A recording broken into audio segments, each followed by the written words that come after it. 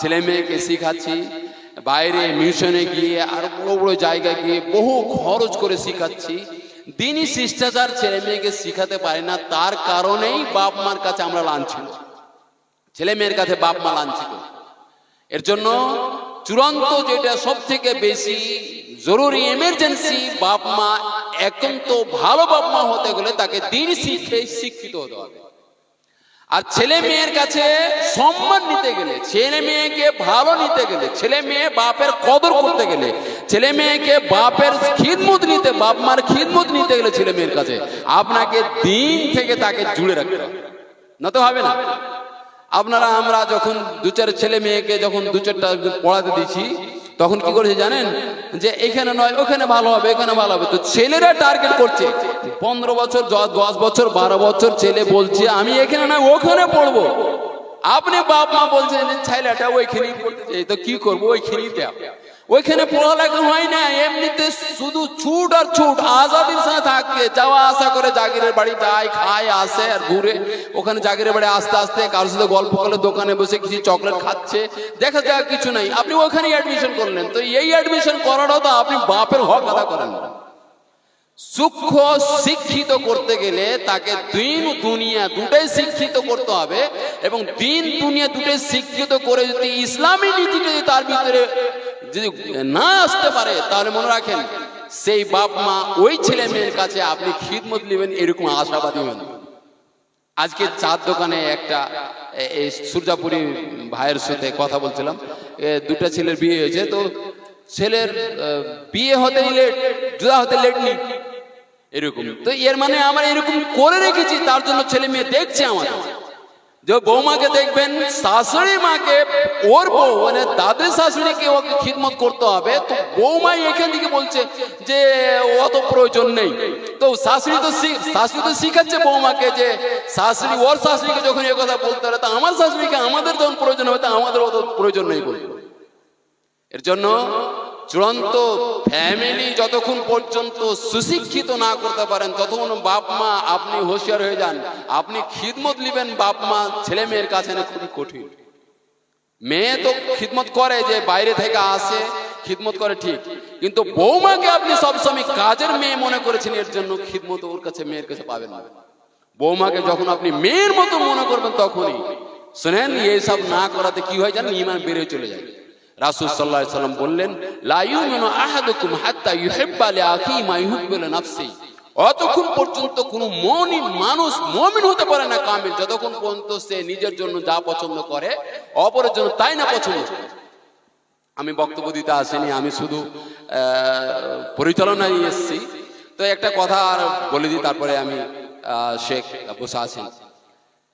আমরা জানি চুটকুলা আমরা মোবাইলে খুব দেখি আর পড়ি, ওগুলোতে একটা চুটকুলা পড়েছিলাম যে বৌমা আর শাশুড়ির মধ্যে যা তানাজো থাকে, ঝগড়া থাকে, এই ঝগড়া নিয়ে বলছে, আর জামাই আর বেটি নিয়ে বলছে যে আমার ভাগ্যটাই খারাপ, আমার জামাই গেলা আলহামদুলিল্লাহ, আমার মেয়ে যাই বলে তাই শুনি, ভাগ্যকর্মে আমার বৌমাটা এরকম হয়ে গেছে যে আমার বউয়ের কথাতে আমার ছেলে যাবে।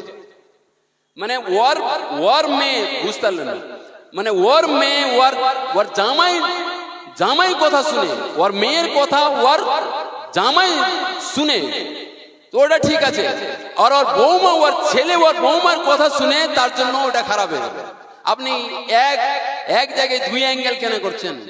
আপনিও এরকম মনে করেন যে ও তো কার মেয়ে, ওর জামাইয়ের কথা শুনবে। তো আপনি তো আপনার মেয়েকে শিক্ষিত করেছেন যে জামাইকে কোন রকম পটে ছুটে জুদা হয়ে যে এত ঝামেলা থাকতে হবে না, তো আপনার বউ মতো হবে এরকম, জৈসি করনি ওইসি বারনি, যে যেরকম করবে মান জাহিক জহিক, হাসলে হাসাবে, যে খিদমত করবে খিদমত পাবে, যে খিদমত করবে না খিদমত পাবে না। বাপ মাকে তুচ্ছ করলে বাপ মা হবে তখন তুচ্ছ হবেই হবে। এর জন্য বাপ মা সব থেকে পৃথিবীর মধ্যে হকদার, যে যার খিদমত করা যায়। আপনারা যে দাঁড়িয়ে আছেন, ওইদিকে মা বোনও দাঁড়িয়ে আছে, ওদের কাছে একটা বড় ম্যানুয়াল রাখা আছে, একটা প্রজেক্ট আছে তার কাছে, দেখতে পাচ্ছেন, কিন্তু তাও যে দাঁড়িয়ে দেখছে। আপনারা দাঁড়িয়ে দেখতে পাচ্ছেন, তো এর মানে প্রমাণ করে যে আপনারা ভালো ঘরের নয়। মানে উচিত বাপ মা শিক্ষিত না, এখানে যে জালসা বসে শুনতে এত বড় ফিল্ড পর্যা আছে, আপনারা বসে আছেন। নূর মোহাম্মদই বললেই তখন কথা শুনে, নূর মোহাম্মদকে চিনি সবাই।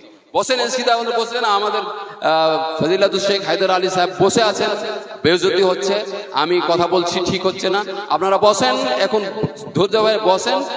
কোন একদম কোকিল কণ্ঠী গাজাল নাজাম সব শুনতে পাবেন, ভালো ভাষাও ভালো, মুর্শিদাবাদের ভাষা তো ভালোই হয়, আর ওনার বক্তব্য শুনবেন, সালাফি মানুষ। আর অবশ্যই মধ্যে মধ্যে পাঁচ মিসালি গাজালও শুনতে পাবেন। এর জন্য আগে বসার চেষ্টা করেন, এইরকম এলোমেলো মজলিস নিয়ে ঠিক হয় না। আমরা একটু সবাই মিলে একটু গুছিয়ে বসেন, তো তারপরে ডাকবো ওনাকে, ঠিক হবে না।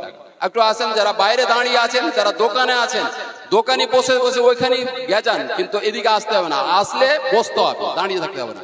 আপনারা যারা দাঁড়িয়ে আছেন যদি বুঝতে পারেন বাংলা ভাষা, তো আগে দিকে চলে আসেন, একটু বসেন, এদিকে জায়গা আছে অনেকটাই, চলে আসেন।